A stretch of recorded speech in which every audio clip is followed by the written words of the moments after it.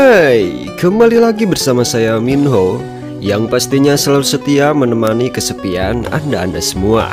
Di video kali ini Minho akan membahas alur cerita film yang berjudul Bebaskan Kami Dari Kejahatan, atau dalam bahasa ilmiah Sundanya tuh Deliver Us From Evil, tahun 2020. Oke, sebelum lanjut, siapin kopi bagi yang ngopi, siapin teh bagi yang ngeteh, yang suka kawa-kawa, belilah di toko jamu terdekat Anda. Yuk, tanpa berlama-lama lagi, jangan lupa. Film dimulai dengan menunjukkan seorang penguasa mafia Jepang bernama Koreeda yang baru saja selesai memperkaos seorang wanita sampai tidak walak kaya.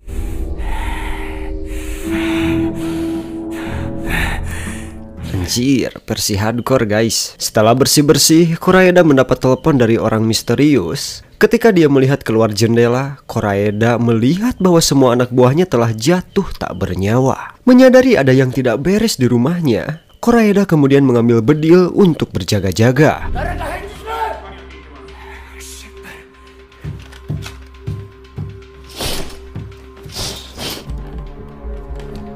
Namun tiba-tiba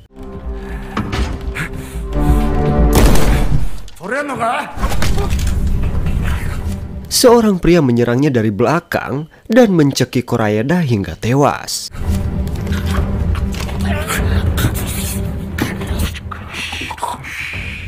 Setelah menyelesaikan tugasnya membunuh Koreeda, pria bernama Kim tersebut kemudian menggunakan kembali penyamarannya sebagai pegawai PLN dan berjalan menjauh dari kediaman Koreeda. Kim ini sebenarnya adalah mantan agen rahasia yang cukup hebat dan telah dilatih sejak usia dini untuk menjadi mesin pembunuh yang sangat mematikan. Namun pemerintah berpikir bahwa pelatihan yang dilakukan Kim dapat mengubah pria itu menjadi monster berdarah dingin yang haus darah dan kemungkinan besar akan membelot dari pemerintah. Karena itu, mereka memutuskan untuk menendang Kim dari badan intelijen tempat dia bekerja dan menghilangkan jejak dan segala sesuatu yang berhubungan dengannya, seolah-olah pria itu tidak pernah ada. Namun Kim masih dipekerjakan oleh pihak-pihak tertentu yang membutuhkan kemampuannya yang sangat luar biasa itu untuk membunuh dan bersedia membayar mahal untuk jasanya. Setelah bertahun-tahun bekerja sebagai pembunuh, Kim memutuskan untuk pensiun setelah menyelesaikan misinya untuk membunuh Koreeda. Setelah mendapatkan bayarannya, Kim kemudian pergi ke sebuah restoran di mana dia duduk sendirian memandangi lukisan pantai yang terletak di Pangandaran kayaknya. Kim tampaknya tertarik dengan lukisan itu dan dia berencana untuk menghabiskan hidupnya di sana, di mana dia ingin hidup dalam kedamaian dan ketenangan setelah menjalani kehidupan yang penuh dengan bahaya yang mengancam kehidupannya setiap saat. Adegan kemudian beralih ke Thailand dan menunjukkan seorang wanita cantik bernama Yongyo yang sedang menyiapkan sarapan untuk putrinya yang bernama Yomin. Yongyo adalah mantan pacar Kim dan Yomin adalah putri kandungnya. Namun setelah dikeluarkan dari badan intelijen dan berganti profesi menjadi pembunuh bayaran, Kim tidak pernah melihat Yongyo lagi, bahkan tidak mengetahui bahwa Yongyo sedang hamil saat itu. Saat mengantar putrinya ke sekolah, Yongyo mengatakan kepadanya bahwa nanti dia akan dijemput oleh pengasuh karena Yongyo harus bertemu klien sehingga dia tidak bisa menjemput putrinya. Singkat cerita, sepulang sekolah, seorang wanita datang menjemput Yomin seperti yang dikatakan ibunya. Namun alih-alih membawa pulang Yomin, wanita itu malah menculik Yomin. Mengetahui bahwa putrinya telah diculik, Yongyo mencoba menghubungi Kim melalui mantan atasannya seorang pria bernama Chun Sung yang masih bekerja di Badan Intelijen Nasional. Tapi karena Kim tidak ingin memiliki hubungan dengan mantan pacarnya lagi, karena dia tidak ingin menempatkan dia dalam bahaya, Kim meminta Chun Sung untuk memberitahu Yongyo bahwa dia sudah mati. Yongyo sebenarnya terpaksa menghubungi Kim karena polisi Thailand tidak bisa berbuat banyak untuk membantunya. Karena kasus penculikan anak di negara itu meningkat secara signifikan dari tahun ke tahun. Dan para polisi belum mampu menanganinya. Saat melihat poster anak-anak yang telah menghilang dan diculik, Yongyo menerima telepon dari seorang pria misterius yang mengatakan bahwa dia tahu keberadaan putrinya. Tanpa pikir panjang, Yongyo bergegas menemui pria misterius itu, berpikir bahwa dia akan segera melihat putrinya lagi. Adegan kemudian beralih ke kilas balik ketika Kim masih bekerja di Badan Intelijen Nasional dan berkencan dengan Yongyo. Chun Sung yang merupakan atasannya itu menginstruksikan Kim untuk meninggalkan Korea Selatan tanpa Yongyo. Dan di sini Kim memutuskan untuk mengakhiri hubungan cintanya dengan Yongyo untuk melindunginya. 즉시 공항으로 가. 세상이 변했다. 까지 피해 있어야 합니까? 그 여자애 때문이니? 출국하러 가기 전에 잠시 들른 거야. 하는 거지? Beralih ke masa kini, Yongyo yang berharap bisa bertemu dengan putrinya malah menjadi korban pembunuhan dan juga perdagangan manusia karena beberapa organ tubuhnya telah hilang. Mengetahui berita kematian mantan kekasihnya, Kim bergegas ke Thailand untuk melihat tubuh Yongyo. Setelah meminta agar barang-barang mantan kekasihnya dikembalikan, Kim menemukan beberapa foto Yongyo dengan seorang gadis kecil. Tapi Kim tidak tahu siapa gadis itu. Oleh karena itu, Kim pergi ke Chun Sung dan bertanya tentang gadis kecil di foto. Dan betapa terkejutnya Kim ketika Chun Sung mengatakan kepadanya bahwa gadis kecil itu adalah Yomin, putri kandungnya. Chun Sung mengatakan bahwa Yongyo memilih untuk merawat putri mereka sendiri dan merahasiakannya dari Kim. 좋았다. 아이가 있다면서 갈 건지 하나를 선택하라고. Kim kemudian mendapat telepon dari kliennya, seorang pria bernama Shimida. Ia terdengar ketakutan ketika dia memberitahu bahwa ada seorang pria yang memburu mereka, yaitu seorang pembunuh kejam bernama Rei, yang tidak lain adalah adik laki-laki Koraeda, sang mafia yang Kim bunuh di awal scene tadi. Rei berusaha membalas dendam pada orang-orang yang terlibat dalam pembunuhan Koraeda. Shimida kemudian menyarankan agar Kim pergi sejauh mungkin karena Rei dikenal sebagai sosok yang sangat berbahaya, kejam, dan sangat brutal dalam membunuh. 하나 있는데 이거 다녀왔다네. 레이? 정놈이 고래다 동생이었단 얘기지. 거기 있지 말고 당장 떠나는 게 좋을 거야.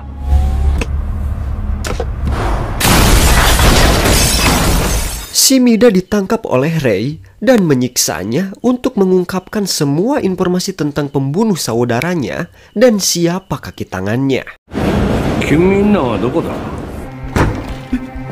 인천 보도와 스파테 하나시다.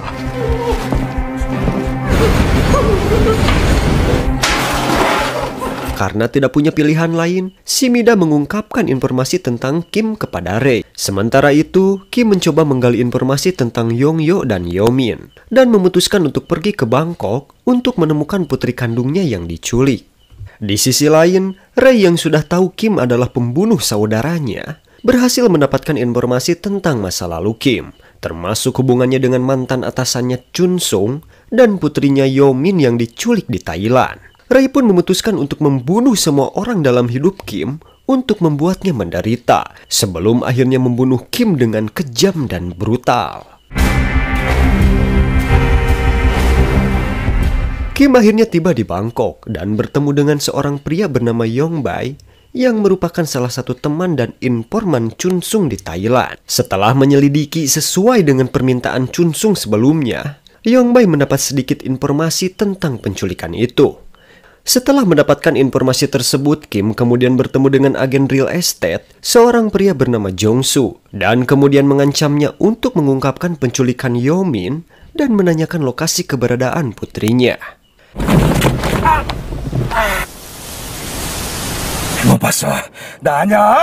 Tanpa ampun sedikit pun, Kim kemudian memotong kedua jarinya, dan setelah menerima informasi bahwa Yomin telah meninggal, Kim yang marah kemudian memotong urat nadi pria itu dan membiarkannya mati.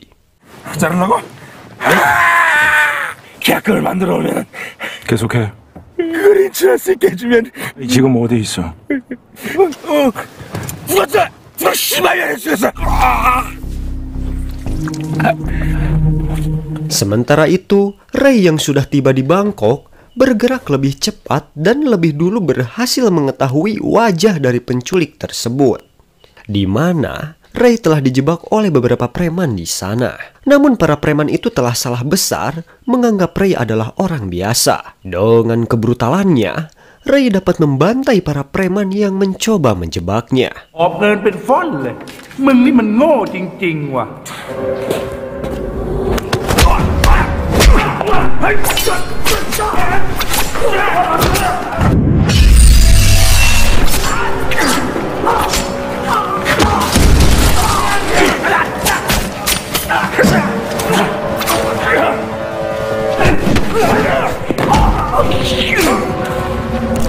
Kim akhirnya menemukan keberadaan wanita yang menjemput putrinya di sekolah, di mana wanita itu akhirnya mengungkapkan bahwa dia hanya disuruh menculik Yomin dan membawanya ke sindikat perdagangan manusia yang beroperasi di Thailand.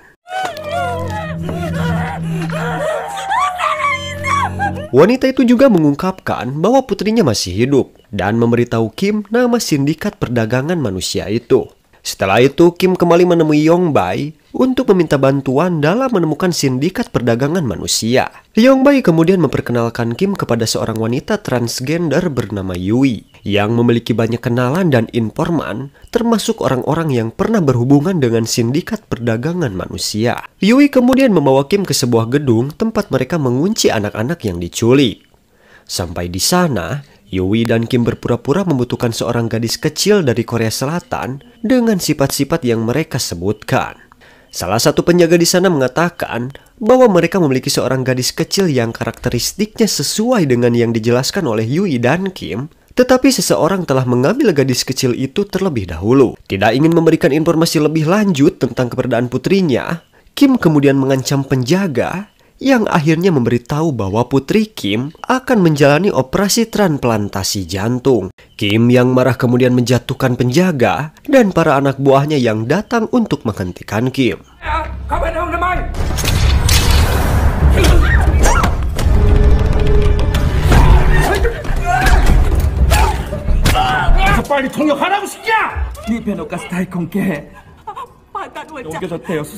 Pada saat yang sama, Ray muncul di ujung lorong yang sedang membunuh beberapa orang. Kim lalu meminta Yui untuk segera kabur bersama salah satu anak yang diculik, sedangkan Kim sendiri akan menghadapi Ray yang sudah dipenuhi amarah untuk balas dendam atas kematian kakaknya. Kim dan Ray terlibat dalam pertempuran sengit dan cukup seimbang, karena keduanya adalah pembunuh profesional yang memiliki keterampilan bertarung yang cukup hebat.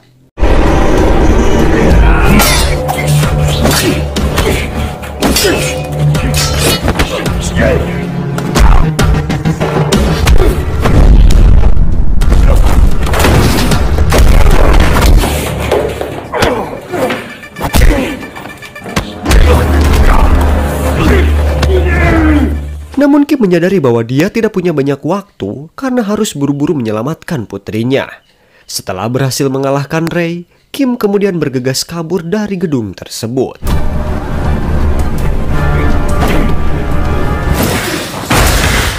Di sisi lain, Yui langsung ditangkap polisi saat membawa anak laki-laki yang diculik dari dalam gedung. Yui kemudian ditangkap dan dijebloskan ke penjara. Namun akhirnya dibebaskan setelah terbukti bahwa Yui bukanlah penculik dan tidak terlibat dalam penculikan anak atau pembunuhan yang terjadi di dalam gedung. Saat Kim sedang mencari lokasi gedung tempat putrinya akan menjalani operasi transplantasi jantung yang dilakukan oleh sindikat kriminal Chaopo, Ray terlihat memasuki sebuah toko senjata di mana dia memukul penjaga toko dan menyuruhnya untuk mengumpulkan para preman di area tersebut. Ketika para preman itu datang, Ray yang telah mengambil beberapa senjata dan granat dari toko, kemudian bertanya tentang seorang gadis cilik asal Korea Selatan yang baru saja diculik. Melihat putrinya dibawa pergi oleh sindikat perdagangan manusia, Kim bergegas mengejarnya.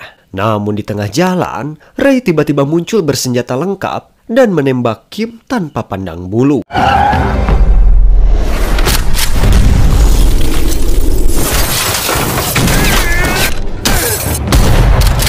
Saat berbalik berusaha menghindar serangan Ray, Kim tiba-tiba dihadang oleh polisi yang hendak menangkapnya atas pembunuhan yang terjadi di gedung tempat penculikan anak-anak tersebut.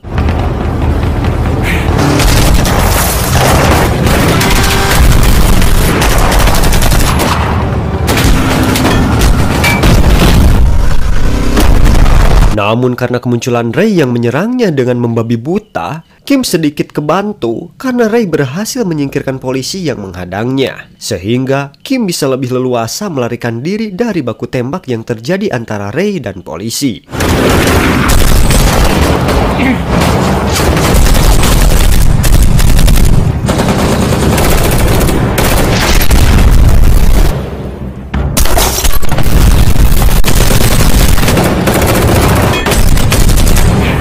Ketika Kim mencoba untuk mencegah operasi transplantasi jantung putrinya, Ray yang terlibat dalam baku tembak dengan polisi mengalami kesulitan menghadapi serangan mereka. Namun kemudian dia berhasil menghancurkan polisi dan tim SWAT dengan beberapa granat yang telah dia siapkan.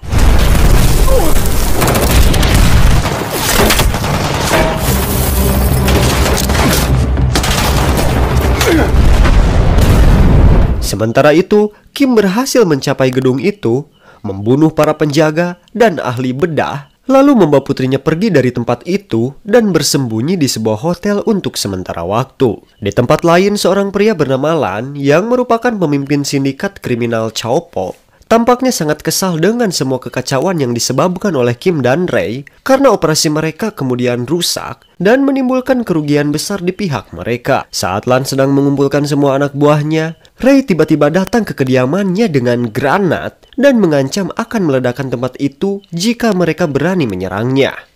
Kedatangan Ray di sana ternyata untuk menawarkan kerjasama untuk menangkap dan membunuh Kim. Di mana Ray menyalahkan semuanya pada Kim yang berusaha membalas dendam pada Chow Po karena putrinya telah diculik. Lan menerima tawaran itu dan memerintahkan anak buahnya untuk membantu Ray. Setelah itu anak buah Ray dan Lan berhasil mendapatkan informasi tentang Yong Bai yang telah menjadi informan Kim. Tanpa basa-basi lagi, Ray menyiksa pria itu untuk mengungkapkan informasi tentang lokasi persembunyian Kim dan kemudian membunuhnya. Sementara itu, Kim yang kini bersembunyi di hotel terlihat sedih dan prihatin dengan kondisi psikologis putrinya yang sangat trauma setelah mengalami insiden penculikan tersebut. Kim kemudian menelpon Yui dan memintanya untuk menjaga putrinya setelah semua mimpi buruk ini berakhir jika dia terbunuh. Setelah itu, Kim memanggil dokter dan meminta pria itu untuk merawat putrinya dan merawatnya sampai Yui tiba. Sementara Kim akan menyelesaikan masalah dengan Ray. Sebelum pergi, Kim bermaksud mengucapkan selamat tinggal kepada putrinya, di mana ia kemudian memeluk putrinya untuk pertama kalinya dan mungkin terakhir kalinya dengan berlinang air mata. Saat itu, Kim tidak pernah tahu tentang putrinya dan sangat menyesal bahwa dia hanya bertemu dan mengenal putrinya pada saat hidupnya mungkin akan segera berakhir. Setelah mengetahui bahwa Yong Bai telah dibunuh, Kim segera menyusun rencana agar Yo Min dan Yui dapat segera meninggalkan Bangkok dan pergi ke tempat yang aman. Ketika Kim kembali ke hotel, antek-antek Lan sudah menunggunya di sana dan langsung menyerangnya. Dengan keterampilan bertarungnya, Kim bisa membantai mereka semua sendirian.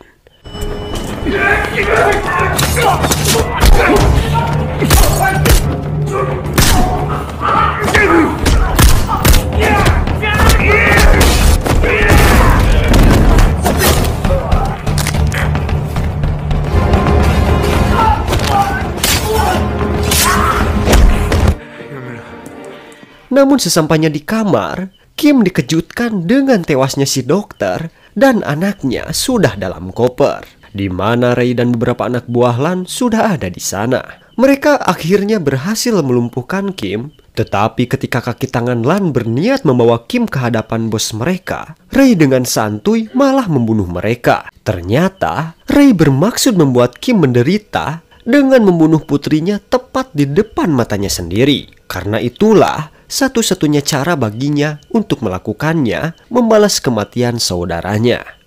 Ray kemudian memerintahkan beberapa anak buah Lan untuk membawa Kim pergi dengan mobil, sementara Ray akan membawa putri Kim. Namun baru saja akan keluar dari hotel, muncul Yui yang nekat menabrak mobil yang berisi si Kim, di mana dia berhasil melepaskan Kim, tetapi anaknya masih berada di mobil yang dikendarai oleh si Ray. Dengan tekad untuk menyelamatkan putrinya, Kim bergegas mengejar mobil Ray dengan mengambil jalan pintas untuk kemudian menembak dari arah yang berlawanan dan berhasil loncat ke mobilnya si Rey.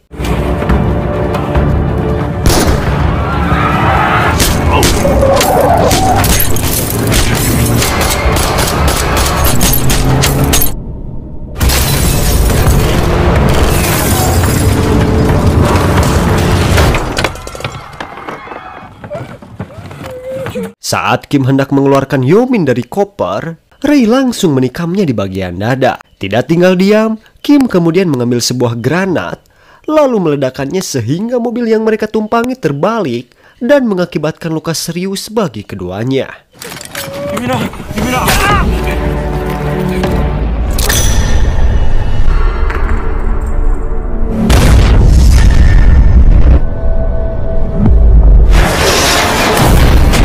Kim bergegas menyelamatkan putrinya, dan tepat setelah Yui tiba, Kim menyuruhnya membawa Yo-min pergi dan lari dari sana.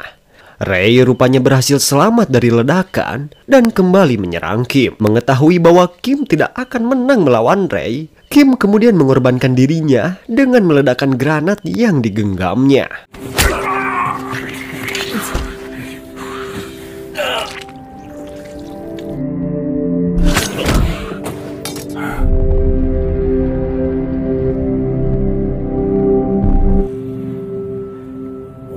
이렇게 될 거라는 걸.